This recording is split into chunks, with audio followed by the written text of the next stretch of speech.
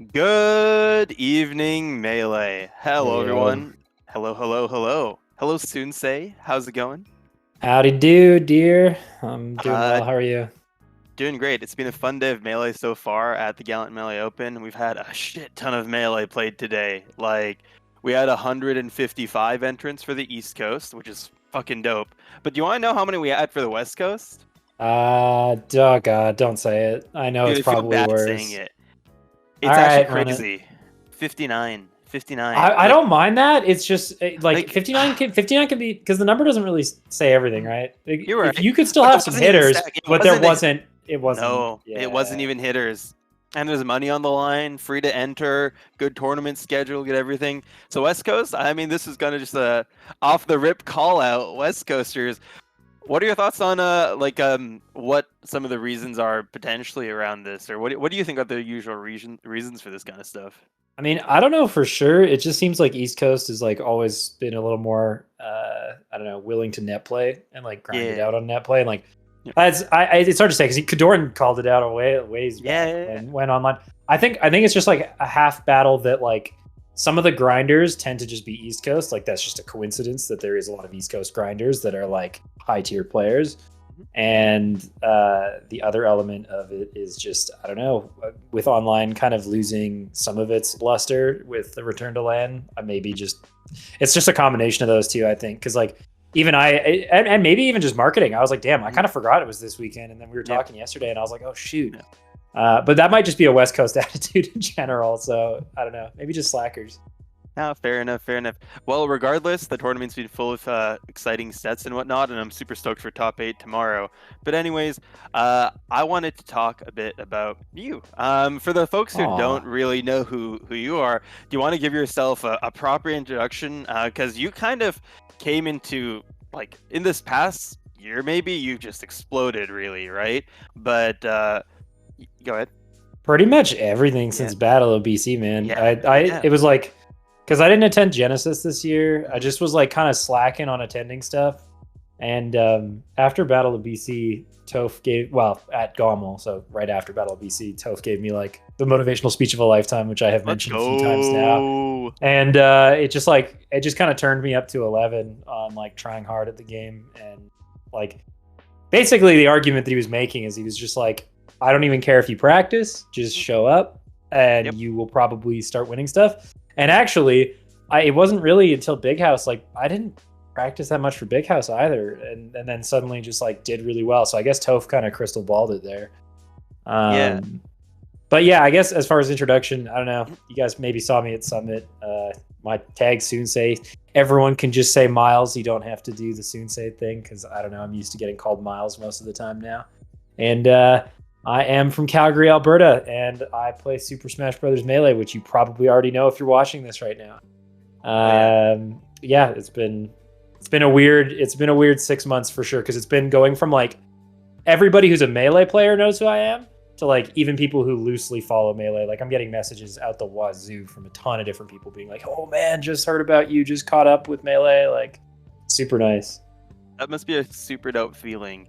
Sensei, I want to play a quick game with you. We're All gonna right. play guess that bracket run. So I'll Okay. tell you, I think what I think are the characters and what the result was, and you're Mhm. gonna at some point, once you know it, tell me what bracket run this was. Okay?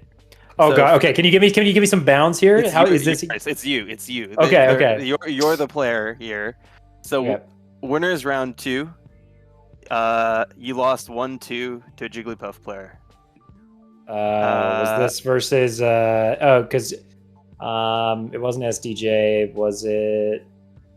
Oh wait, actually, okay. No, keep going. Keep going. Keep going. Losers round two, you won 2-0 against what I think is an Ice Climbers player. Losers round three, you Is won this 2. online or like how many years ago? What are we talking here? This is an in-person tournament that you had. So Okay, yeah, so that changes it. yeah, in person.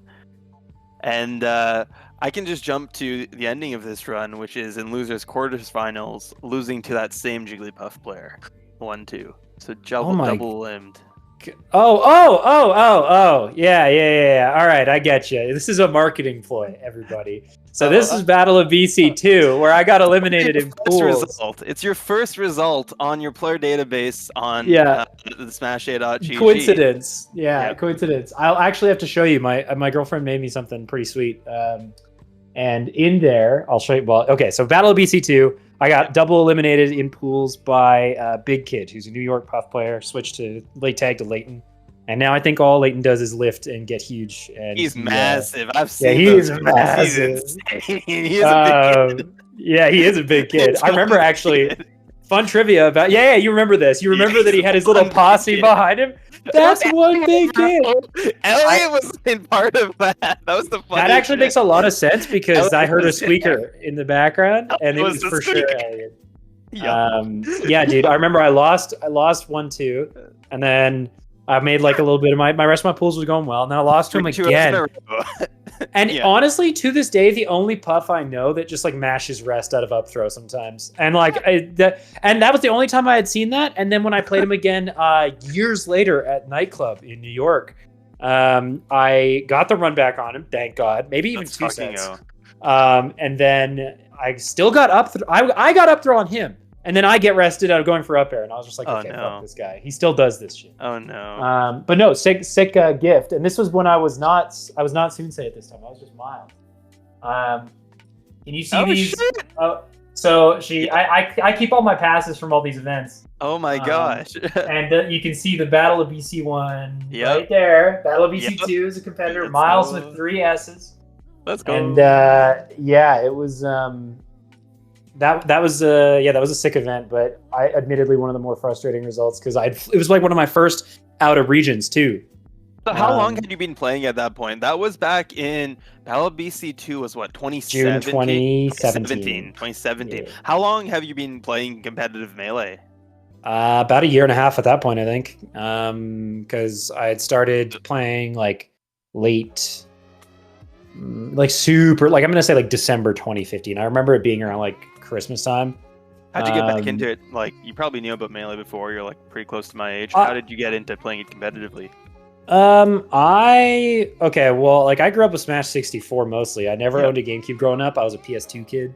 Mm-hmm. So years later, it's actually I used to just like I was just in a phase after high school where I didn't go back to school. I was going out every weekend with friends, the clubs, pre-COVID, everybody's just being a little gross. And I got back from the club some nights. I was just, basically I was living that lifestyle, and I just felt like I was like not, I don't know, something kind of lit under me aside from like even, I don't know, just not the fact that I wasn't in school. I was just kind of looking for something to do. And I had played Smash 4 with some friends for quite some time, like Smash 4 on the 2DS. I had it on 2DS. Dude, it was so fun. It was sick. It was awesome. It was a great way to edit. But then one day I just got into Anthers, and then I saw Melee was on there, and then I saw Melee was playable on NetPlay, and I just started playing Marth. And then eventually the club part of this is I would start leaving the club early, and be home at like 1:30 in the morning, a little bit drunk, and just hop on NetPlay and start grinding. And then eventually it started being like a regular thing where I wouldn't, even if I wasn't going out on the weekends, I would just play for a few hours a day, and it added up quick. Yeah, man. When do you think you started getting good? Like, how quickly did you know you're pretty decent at this game? I got good pretty fast. There's like so many levels to Melee. So good relative to the Alberta scene, pretty quick. And that's not me saying shit on the Alberta scene. This version was in what city was it for the folks? This is Calgary. This is all. Yeah. So I guess. Because I guess other people thought maybe I'm from Toronto. Quick refresher: Calgary, closer to Western Canada for the Americans. It's like above Montana. That's where I started playing Melee, and I played up until 2018, mid 2018, till I got a job in Ontario. And it just worked that like I could grind Melee at a higher level in Ontario, and I had a job that helped me travel around. So that's why people started hearing about me eventually, because I was able to travel to events for sometimes free. So because I had work in cities where there were majors around those weekends. So this all started in Calgary. So I'd say I started getting good. I'll give a quick shout out to a couple people. So Pop and Fresh, Alex, Summit, my absolute super homie. Odds, Jigglypuff player. really helped me out just like mentorship wise. And yeah. And it was like Odds was the one who introduced me to like just all sorts of like concepts around, just improvement and things I should be focusing on, working on, and grinded with me a ton. Like I would just go over to their house and yeah, it was. I mean, if I had to give it time, maybe. Actually, there is a specific point in time. It is midway through 2017, just after Battle of BC2. Because I grinded a ton. I went home. I was pissed about that Big Kid losses, and I was grinding. And that summer is when Randall City 2 happened, which was a big regional in Alberta, run by Yard Sale for the legends who know. Let's Simon. fucking go, Simon. And so that was when I made like a series of like big upsets at the time and sort of put myself on at least the Alberta map. And there was still a long way to go to like be like top best in Alberta, but that put me on like the Alberta PR at that time. Right. So that would have been and I had won an Arcadian shortly after that, so I knew I was like out of that category. So yeah, it was mid 2017 probably. That's dope. When you're in the process of like growing and getting better at something, you feel like you keep getting these moments where like, oh my god, this is the biggest, coolest thing I've done yet. And like for you as a player, it's like, oh my god, this is the coolest, sickest result. This is really gonna lift me up. And like I guess that one of those for you would be the Arcadian. One of those would be like when you got on PR. What were some of those other moments that like you had like a crazy sick run or a crazy sick win or performance that like in the scope of things now, not crazy for you to do now, but like when you were growing, you're like, this is me even better. As far as like a few milestones, so I can rattle them off. So Kritsky was like second on our PR for a really long time, Fox player, super sick. Love you, Joel, if you're out there. And like beating him in the Fox Ditto was like first big milestone because I originally got washed when I used to play Marth because I actually started playing Marth. I was a Marth main first, which is a fun little trivia piece. Yep. But yeah, so beating Kritsky and then eventually taking one set at a weekly off of Quaff was like, because Quaff at that time was so far ahead of everybody else. Like if you could ask anybody, at least as like a spacey player, it was like, honestly, he probably hadn't lost anybody locally in like 3 years, maybe. And at least a Fox or Falco player. Yeah. Quaff's a super legend. And so that was a big one. Randall City 2, like I mentioned, was the first big event I did really well at that was like, whoa, like I could really be good at this game, but not in like the world scale. I didn't think like, oh, I'm going to make top 100 or anything. I just was like, that was sick. That was amazing. Like walk out. I tried not to pop off on anybody. I walked out of the auditorium that I like did really well in and like popped off in private because I didn't want to be an asshole because obviously, I don't know. Just I actually like contained my pop-offs. Of you. That's very humble. Like, well, I don't know. I know how much it hurts to lose. You don't want to hurt it. Exactly. Yeah. So I've been there, but no, as far as big wins, like, there was just lots of little ones like that kind of stacked up. Once I moved to Ontario, like I lost a ton. Like I would just kept losing to like Moki or I'd lose to none, or I even lost to like some other PR players at the time that were all amazing players. So I would say the two like big ones were the Nunn and Moki wins at Revenge of the Six in like January 2020, like right before COVID. That was a huge one. That was the one where I was like, oh shit, like I really might be able to like, crack top 50 soon or like make it into like some higher echelon, which didn't come for a couple more years. Thank you, COVID. And the other one was right after that. I was on a string right at the start of 2020 at Nang 4, which shout out to Omid, shout out to the whole UK scene. Yep. I had won over like Frenzy, Sechi, Prof. From winners, I did not think that was going to happen. Yeah. Set. Wow. I didn't drop a set. The result right now. Yeah, that's crazy. Which that was crazy for me at the time because I don't know. I still was like in a very much below Nunn and Moki tier. So I don't think anybody was like necessarily count. I could get far in that bracket, maybe beat one or two of those players, but not just like do well versus all three, which has since turned into a trend. Europeans stay holding big L's right now versus me. That's my one matchup apparently. I actually love the UK scene though, so I won't talk any more shit. That was one of the big events though, where I went home and I was like, damn, like that was sick. Yep. And other than that, I guess the rest is kind of history. There were some majors where I did better, some majors I did worse, but I didn't really start racking in like huge upsets until I don't know, like online era, right? Like online era is when it started to get like a lot more like I was invited to play in like the SCL, play in more of those like that's where I started to get like really like top 30 wins and start putting myself on the board against like the highest caliber. That's huge. That's huge. And I guess the way you think about Melee throughout all these different times was also probably constantly evolving and growing, right? Yeah, I was And a baby.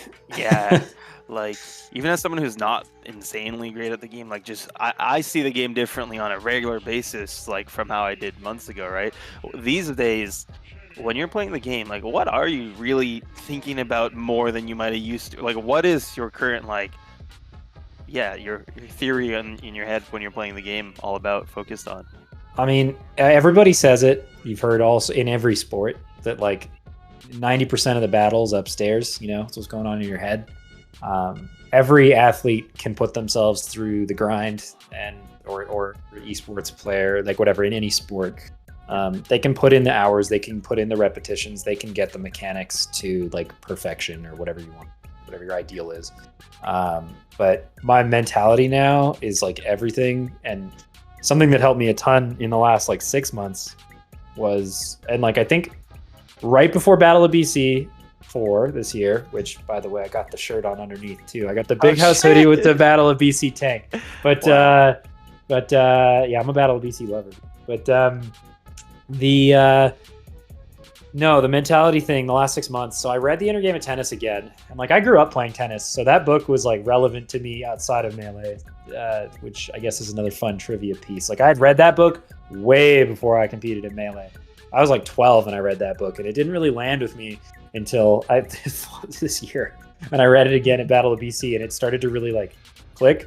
But more specifically, the mentality and like the lesson I've learned, and I would try and impart, and I tell it to like everybody, like anybody who's like trying to make a sick run or grind, is obviously read that book, but also like the distilled lesson is there are going to be days where you show up and you're playing a 5 out of 10 or even a 3 out of 10 or whatever you can show up and you can be like, man, I am playing not so great today.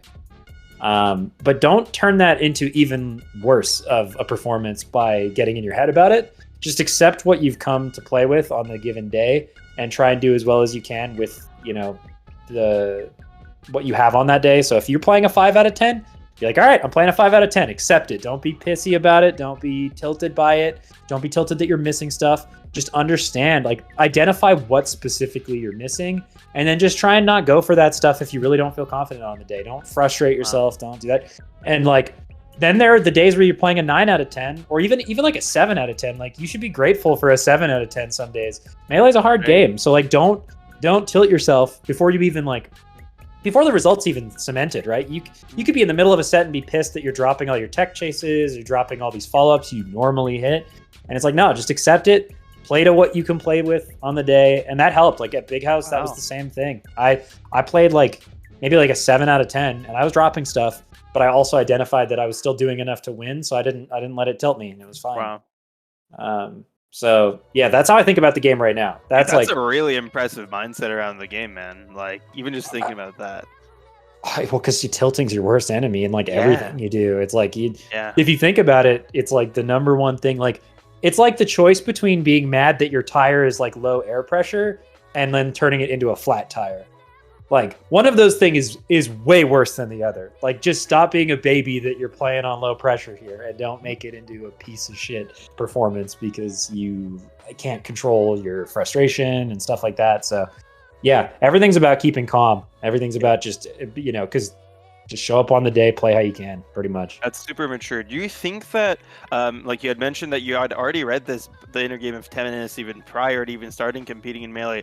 Do you think that like having this kind of knowledge and you're coming into Melee, like having even ideas of this stuff, like helped you with that? Or did you come into Melee and you were a bit of a rager and you did feel all this salt and this is the mentality that you grew out of it? Or do you feel like this is like I used to compete? Yeah, no, I gotcha. I competed in tennis for years before ever starting Melee, like I mentioned, and I lost a ton of matches, and I felt like I never really like broke through in the sport as much as I wanted to. Mm-hmm. And like I was doing like 5 times a week lessons. Like Dude, imagine Miles, the tennis player, right now. Yeah, true. I know, but that's Melee's kind of been cathartic for me that way because all these years later, I feel like I've broken through competitively and understood what the beast that is competition a lot more thoroughly. Whereas as a kid and a teenager, I mean, being a teenager is hard in a lot of ways already. So adding competition and what I now know that beast to be on top of that, I'm like, no wonder I would leave tennis matches like crying. I'd be so upset and frustrated. I'd be like just so like, yeah, so, beside myself about just my performances and things like that. And so I felt like I could never really conquer the mental side of the game because kind of two factors. You couldn't tennis tournaments were like few and far between compared to the weeklies you have with Melee. So getting the exposure to the consistent failures was like hard to do. And so each loss hurt so much because it'd be like a month and a half between that I'd have a tournament or something. You could probably register for a ton of different tennis tournaments. It was probably part to me just like not paying attention to that side of things. I was like 14. Yep. So I would just register for the ones coaches were looking out at, saying you should enter this thing. But yeah, short answer is, of course, it helped a ton to go through that. But more than anything, I feel like Melee's helped me in like a time machine way, where I'm like, you know what? I know exactly what this does to people. I know exactly how like tough it is to compete and like really care fully about it. And give it everything you've got and still lose and fail. So it's cathartic for me to look back and be like, you know what? I totally get it. That was a super frustrating experience as a teenager. And now I feel like I understand it. If I went back and played tennis now, I'd be just such a different human being about it. So that's pretty cool. So now being this athlete that you are now, you have proven to yourself and shown yourself where you stand as a competitor in the landscape of things. Toast's advice to you, making you feel all pumped up.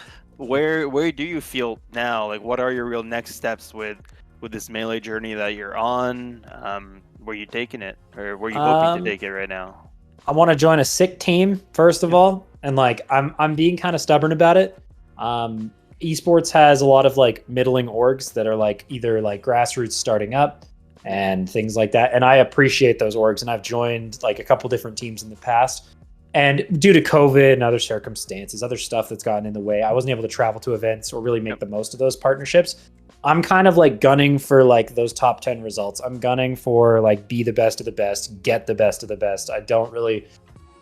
It might not come for the next little while. I can't guarantee I'll have great results like I've had through like Summit and Big House and stuff like that. It might not stick that way. But as far as like the actual goals that I'm shooting for, it's like get top 10 in Melee.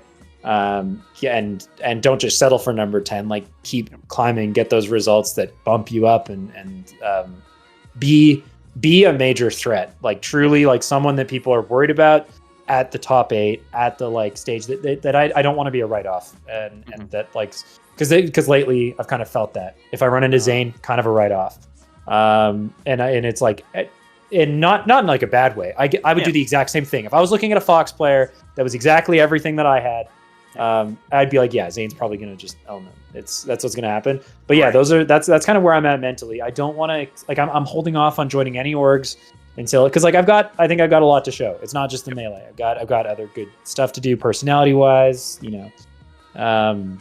Streaming stuff. So I just kind of want to make it the whole package. I want the top 10 results. I want the number, and I want to get with a team that is like a super sick fit. Pretty much, that's all of it. For those who don't know, do you currently have a day job? What do you do? Because Melee isn't your full focus right now. Correct. Yeah, true.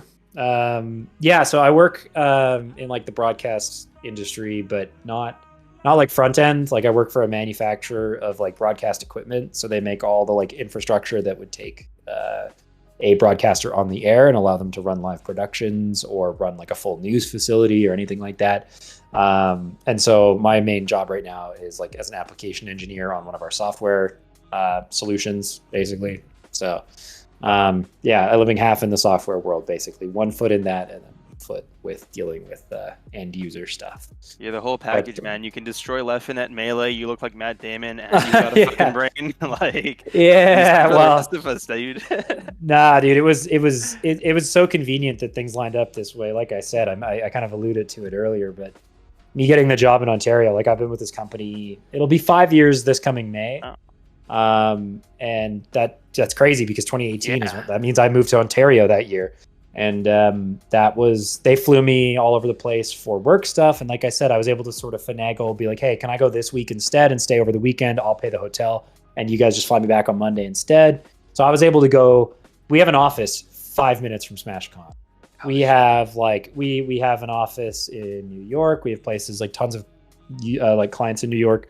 So I will end up going like I ended up getting to like a nightclub, SmashCon, Don't Park on the Grass 2018, like all sorts of stuff, all as like a byproduct of me just working for this company. So it's been a very symbiotic relationship, both financially and like getting me to Melee tournaments. It's worked out pretty well.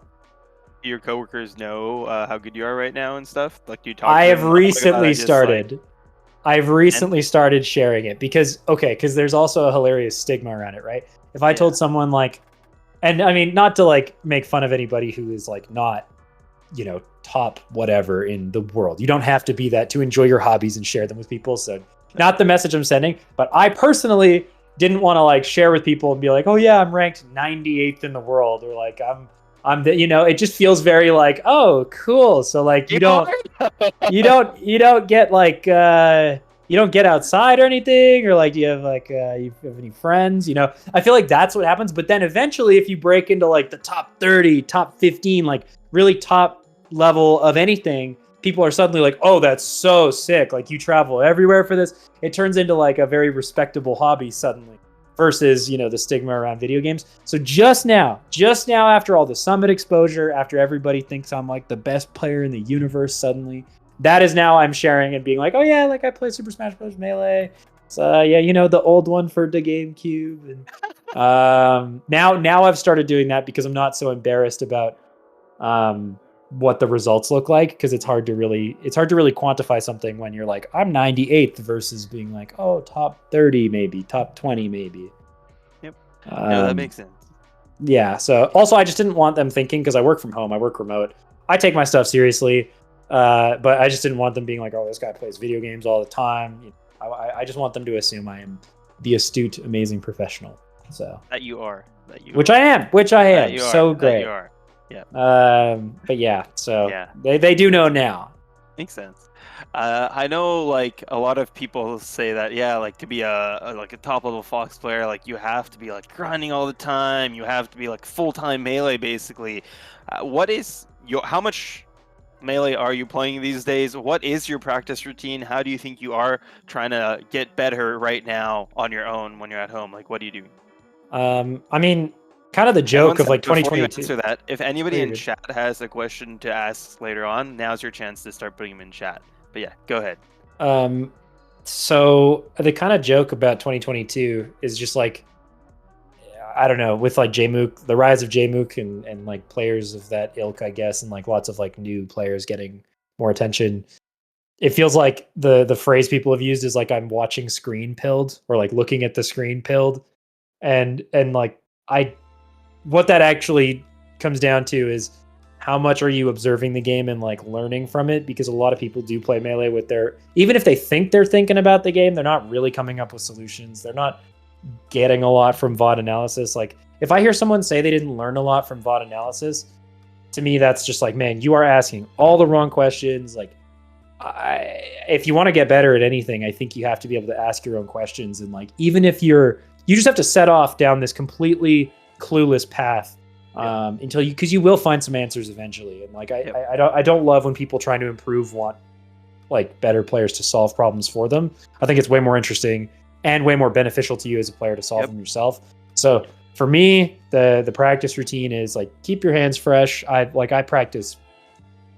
I will do, some days I'll go crazy, like on my weekends. If I'm not doing anything, I'll put in like, 3-4 hours just doing like purely just playing, like playing, to make sure that like, piloting Fox feels like it should, hitting all my shit, and like adding new shit that I was struggling with, or things that I haven't done yet.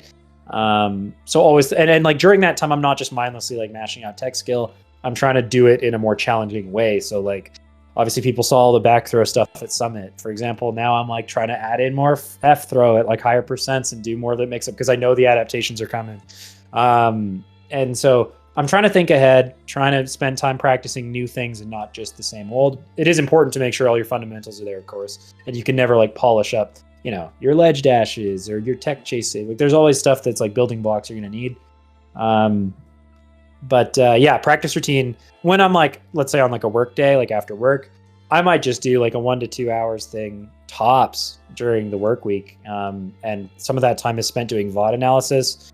It's basically just this big feedback loop of like, watch the VOD where I got my ass whooped, figure out how I got my ass whooped, go solo lab some counterplay I have in mind. It might not be objectively correct, but like watch maybe like what Cody does or watch what Leffen does. And then try and do it a little more the way they do it in solo practice. And then once I feel I've got some muscle memory developed, whether it's on that day or the next day, and it's like a multi-day effort, I will then go play some either unranked, or I will go find like the specific character I was trying to play against and then try implementing that thing or two. And then rinse and repeat. And then eventually that thing becomes part of the repertoire. You can move on to the next thing. I think it's just block after block, right? You don't... Yep. Realm wasn't built in a day, and especially at like the higher levels of Melee, you can't focus on all these different things at once.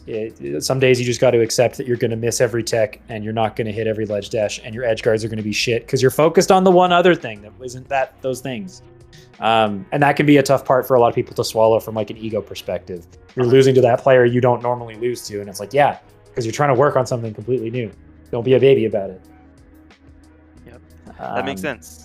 Yeah, so that's like the ritual, basically. Some combination of those things. Cool. Yeah, makes sense. Yeah, mindlessly grinding day in, day out is just only a way to break your hands and not actually necessarily improve. There's people who play hours and hours a day who are just not actually getting better. So yeah, well, yeah, great things for them to think about. I wanted to ask some questions from chat if you didn't have something more to say there. No, I was just thinking like, yeah, it's not that mindlessly grinding tech, like sometimes you got to clock in for Melee for what it's worth. But like, just acknowledge that if you are going to mindlessly clock in, try and make it something at least a little more challenging. Like maybe your shine out of shields suck. Like maybe just take a note before you go into brain dead mode that of some things that you could improve on, so that, you know, you could actually spend some time doing them mindlessly for a bit, because at the end of the day, you are still trying to build muscle memory, and that takes repetition. And you can do that without thinking a lot. There's just different solutions that require a bit more thinking, and other ones that you can't afford to just turn your head off for a bit and enjoy. Yep. Makes sense. Yeah, no, go for it. Fire away. Yeah. So first one is coming from June Moth. Shoutouts to June Moth for also dropping a subscription to the Gallant Gaming channel. Much appreciated. Right. Helps us make shit happen here. Who are some up and comers within the Canadian Melee scene you have seen or you know that have potential? They might not necessarily even be top 5 in their region, but they can be. But yeah, who are some Canadian players on your radar these days? I feel like the BC players come to mind first and foremost, but like the BC players, and it's kind of the same problem with there's just a general Canadian problem where I feel like there's just not a lot of motivation. But if I had to answer this question, I think Polo's amazing from BC. Unruly, I don't think that Avi's ever going to travel to anything ever. So nope. It's like, it's kind of a lost cause. So it's like, yeah, I don't know about that, but still a great player. Elliot's obviously like Elliot's kind of weird because Elliot's born and bred in this lab as like a 10-year-old to become the Melee prodigy. Met him at his first ever tournament. His mom yeah, exactly. So it's like Elliot is already really sick, and so as Elliot matures as like a competitor more on the mentality front stuff that I was talking about, because like it seems like Elliot's got the hands. It's not like Elliot can't move with like does some nasty stuff. So probably like those three come to mind. As far as, because like Polo, when I play them, just like super sick neutral. I feel like Polo's a player that I could see starting to do really well on the basis that like, yeah, they've hit Falcon stuff, but they also hit me in interesting ways that like I went back and watched some VODs after playing Polo, even winning the sets. I was like, I got hit in interesting ways, and I want to go watch that back because I thought that those were like, yeah. So Polo's probably top for BC for me. And then I guess BZ takes a W. I was at Summit the weekend that BZ came and farmed AB. And apparently Saskatchewan was talking mad shit. So I do kind of wish I was there, but sorry, I had bigger things to attend. And because I would have loved to just, Saskatchewan and Alberta kind of always have had a little bit of a back and forth ever since Solarius came in and whooped some ass. And then I don't think Saskatchewan thinks Alberta's shit. So, I feel like I got to defend the region at some point. And then I guess Winnipeg Star is kind of the giveaway, right? Star, it's just, that's not really up and comer at that point. I don't really know much of like the Manitoba players to say for sure, but Star I will give the mention to because going to events is not easy, and actually showing up and doing well and stuff like Battle of BC, they did well. So That's crazy. Yeah. Yeah, and then I guess Ontario it's easier because I know that region. Mono's sick. Mono's crazy Yoshi player. Yoshi, Warmed me up for AMSA at Big House. I know I still lost, but like 90% of everything good you saw me doing there was because Mono was giving me like the preset, like, okay, do not do that. Okay, do this. So Mono's sick. There's lots of great players in Ontario is the thing. I think Ontario is probably the most stacked Hitters. easily. Like they just have such a good consistent practice and like access to each other. That was the number one thing when I moved there. But like I guess Zuppy takes the easy mentions. Hard to call Blake an up and comer at this point. It's like we're going game 5s and he's like almost beating Cody and stuff. So it's hard to call him an up and comer. 9th place at Apex, crazy. Yep. So Blake, obviously, there's a ton of like sick players I would love to see. Like my boy Mateo, he's not an up and comer at all. I just want to see Mateo Falcon, do well. He's like in the shadows. Yep, Falcon, easily like the sickest. Like him and Polo are like in that same echelon for me, where I get hit in interesting ways. They play difficult to play against neutral at times. Like they make things hard, and I can tell they're thinking about the game. And Mateo's my boy, so yeah. So I'll leave it. I'll leave it there for the Ontarios, and then Quebec. I don't even know at this point, man. I've gone through the whole list in Canada at this point, other than I guess the Atlantic provinces. But Lunar Dusk takes the easy dub. Lunar Dusk takes the easy dub probably for Quebec. Damien Tyson, I haven't seen enter stuff in a while. Otherwise, it would be Damien as well. And then, yeah, I don't know what is there even further east. I feel like my Canadian knowledge is starting to wane off. It's a pretty cool online scene. I mean, like, shout outs to NS Frog and the folks out in on the. I know the players in existence, but I don't know. Yeah, like major hitters and stuff. Like, I'm not trying to sleep on them either. I just know also they live far away, so they're only going to get out to East Coast stuff most of the time, I imagine, or maybe a Canadian thing out of patriotism. All right, I know you got to get going soon. So nah, you're good. You got a few more. You're fine. You're good. You can throw a couple more. We're good. Here's one that's a fun one. What are the origins of the Soonsay tag? You said you're Miles Triple S beforehand. How'd Soonsay come to be? I always say I'm gonna never answer this question again because I've answered it and beaten it to death. I'm sorry. And it almost feels like a meme that people ask at this point because I'm I've said this story in so many different places that I'm like, surely everyone that's ever wanted to know the origins. I'm sorry. You're good. No. You're good. Okay, TLDR. Like I said, I used to play tennis growing up competitively. So out of high school, I was teaching tennis. That was my job. And well, some stuff in between, but ended up teaching tennis. I was teaching a small camp with and I used to do like kids camps and stuff during the summer. And so I had these two little girls. One was like their sisters. One of them was like 8 or 9, and the other one was like 5 or 6. So they were in the same group together. Super cute. Sister was like the little sister was like inconsolably upset at something, or basically something that her big sister had said. Was consoling her and saying, "Don't worry, little Soonsay." And I was like, "Oh, that's cute. What does that mean?" And she was like, "Oh, it means sunshine in Croatian." And I'm not Croatian at all, so this is totally me. I know this story, man. This is so cute. And she was like, "You can be big Soonsay," like something to that effect. And I was like, "Oh yeah." And honestly, my tag to this day could have been Big Soonsay. But when I heard it, I was like, damn, that has a nice ring to it. Just kind of sat on it for a while. And then eventually I was like, okay, I like it enough. The only thing is it's spelled differently than how I spell it. So in Croatian, it's like Sunce or something like that. But I was not going to risk people saying Sunce. So I just went phonetically and went Soonsay. And I think it's got a good look. It's 2 syllables. I think I nailed it. So, yeah, so that's the origin story. Nothing badass, but I think it's a pretty badass story. I think the big Soonsay would have been the move. Whenever you beat someone big, then you eat them and you. I inherit it. I inherit it like Big Left. Yeah. Exactly. It's not there by default, but big gets added on. Yep, exactly. Here's another question then. If you have another sec from let's do 645 then. We'll go a few more.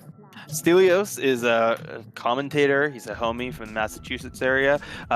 He said he commentated one of your sets at GMO, and he had a question to you. What are some things you'd like commentators to focus on or point out when watching your sets? But I'll expand that to just your commentary takes these days, or what your thoughts are on. People are too hard on commentary for one. When I see people being like, "Oh my god, I had to mute the commentary," that is so rare for me. I would maybe mute commentary at like a local that's like just people like screaming or something, or the mic quality's bad. But just on the basis of what people are saying, I don't really feel the need to like be that dramatic. I think it's part of the experience, so whatever.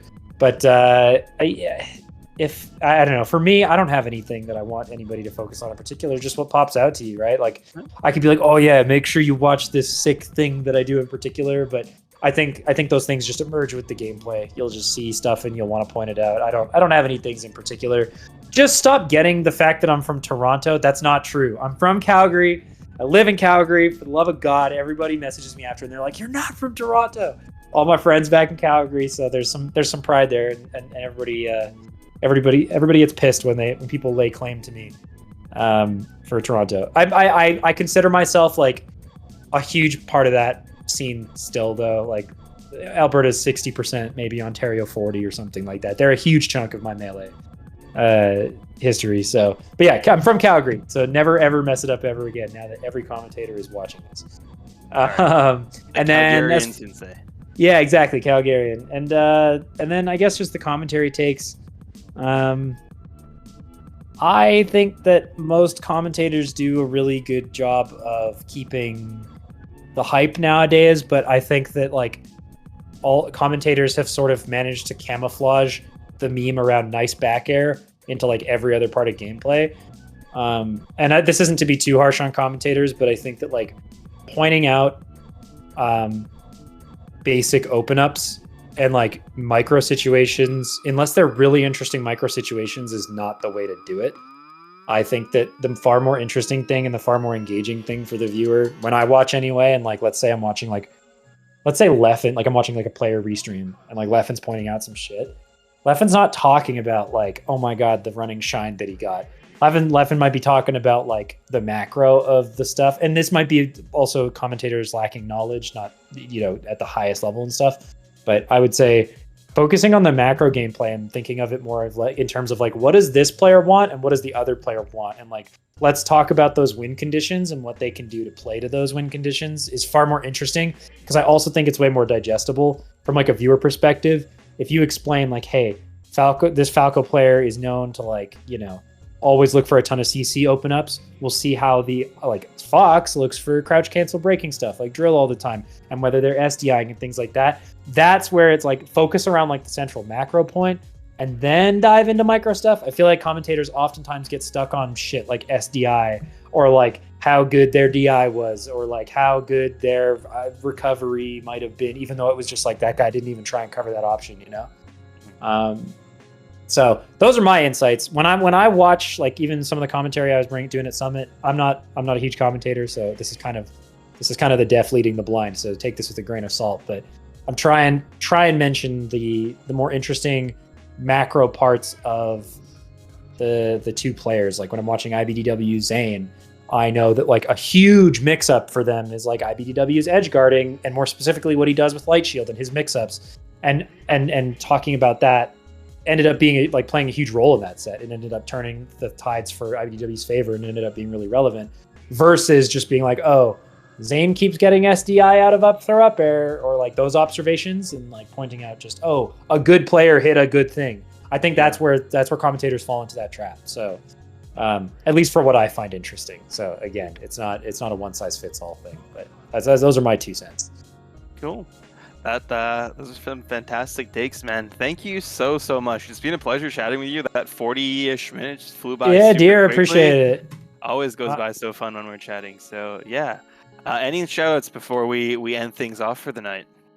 Shout out to Gallant Gaming. I know I couldn't enter this time. I was doing some other stuff today, but if there's anybody in chat who thinks the one thing I think these brackets get really right is if you're like a newer player who's maybe just catching up to these scenes, and I think something that online could continue benefiting from is new players. Like new players are nervous to go to their weeklies. New players are nervous to go to like majors and stuff right away. That's like the market. I think that's going to be like new players entering and talking about Glint. So I appreciate that you guys still keep hosting these. I know that like people have memed online before, and I think that these are super professional. It's always exciting to see them. The merch is always so sick. I'm always tempted The merch is always fire, so go check out Hey the man, merch I'll hook you up store. with the staff discount on the merch this time All around. So no right, all stress, right, all no right. stress, of course. But no, the merch is always sick. Shout out to Glint Gaming. Yeah, just shout out. I mean, I guess on that note, just shout out to the new players too. There's probably some people in chat who might have not entered many brackets or been discouraged from some. I don't know. Could be people, but mostly it's just losing sucks. So you don't want to always go back and get your ass whooped. Keep showing up. Melee lives with new blood. That's what the game needs to keep going. So if you love the game, don't stop going to stuff and don't stop entering things. So pretty much just shout out to the new players. Huge. Thank you so much, man. Enjoy your margaritas tonight, and thank you so much I for the will. time. Yeah. Yeah. Have a good one. Thanks, All right, guys. Have have a a good good one. one. Good evening, everyone. Yeah.